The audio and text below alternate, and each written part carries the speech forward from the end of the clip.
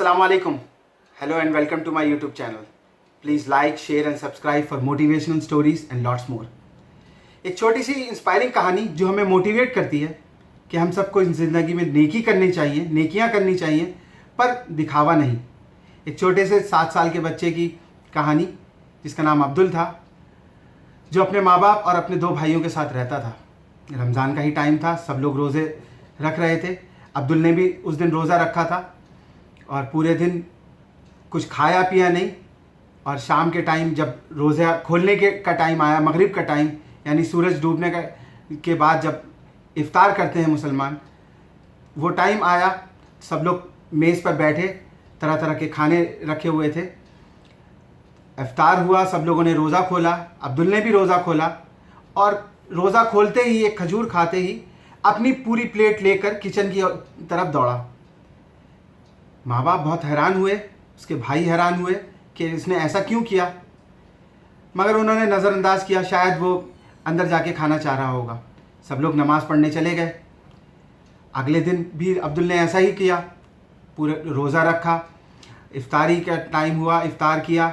इफ़्तार में सिर्फ़ एक खजूर खाया और अपनी पूरी प्लेट लेकर किचन में की और चला गया। माँ बाप को हैरानी हुई। उनके भाइयों ने बोला भी कि अब्बू, आपको पता करना चाहिए कि ये आखिर किचन में क्या करता है और हमारे साथ नमाज़ पढ़ने नहीं जाता। शायद ये नमाज़ पढ़ना नहीं चाहता होगा। जब तीसरे दिन भी अब्दुल ने ऐसा ही किया तो उनके अब्बू ने फ़ैसला किया, उनके डैडी ने फ़ैसला किया कि मुझे पता लगाना चाहिए कि अब्दुल ऐसा क्यों कर रहा है। जब अब्दुल अपनी प्लेट लेकर किचन की ओर गया तो वो भी उसके पीछे चल दिए और दरवाज़े के पीछे खड़े होकर, चुपचाप से खड़े होकर देखने लगे कि अब्दुल करता क्या है।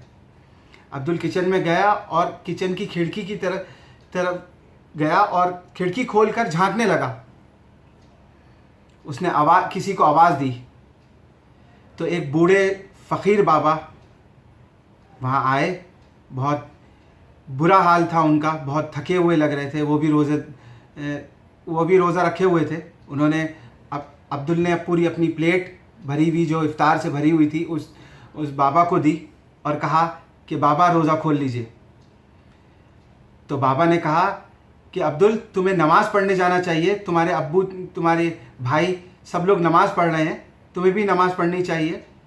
मेरा क्या है, मैं थोड़ी देर बाद भी खा लेता। तो अब्दुल ने कहा, बाबा, मैं नमाज़ तो 5 मिनट बाद भी पढ़ सकता हूँ, लेकिन मैं आपका रोज़ा ख़राब नहीं करना चाहता था। आपने भी रोज़ा रखा, पूरे दिन भूखे प्यासे रहे और इस टाइम जब अफ्तार का टाइम आया तो आपके पास कुछ खाने के लिए नहीं था, इसलिए मैं अपनी इफ्तारी की प्लेट आपको देता हूँ। और मैं किसी को दिखा कर नहीं देना चाहता था, अपने अब्बू को दिखा के नहीं देना चाहता था। अब्बू भी मेरे ऐसा ही अमल करते हैं कि वो किसी के साथ अगर नेकी का मामला करते हैं तो दिखावा नहीं करते, चुपचाप से उसकी मदद कर देते हैं और अल्लाह के ऊपर छोड़ देते हैं कि इसका अजर अल्लाह ताला देगा, इसका अजर मेरा खुदा मुझे देगा। उसके अब्बू बाहर से ये सब नज़ारा देख रहे थे। वो अंदर किचन में गए, उन्होंने आवाज़ दी, अब्दुल इधर आओ। उनकी आंखों में आंसू थे। उन्होंने कहा, बेटा, आपने बहुत बड़ा काम किया आज। हम सबसे ज़्यादा अच्छा काम आपने किया। आप 5-10 मिनट बाद नमाज़ पढ़ लेते। आपने अपने भाइयों को भी सीख दी कि उनको भी नेकी का मामला करना चाहिए दूसरों के साथ। तो अब्दुल ने कहा, अब्बू, मैंने आपसे ही तो सब कुछ सीखा है। आप भी तो दूसरों की इसी तरह मदद करते हैं और आपने ही मुझे ये सिखाया है कि जब भी किसी की मदद करो तो दिखावा नहीं, बल्कि चुपचाप से उसकी मदद करो।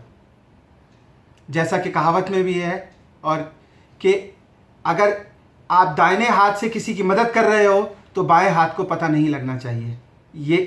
इसका अजर बहुत ज़्यादा है, इसका सवाब खुदा के पास बहुत अजीम है। हम सबको भी नेकी करने की तौफीक इनायत फरमाए अल्लाह ताला, और ज़्यादा से ज़्यादा रमज़ान में सवाब कमाने की तौफीक इनायत फरमाए। Thank you so much.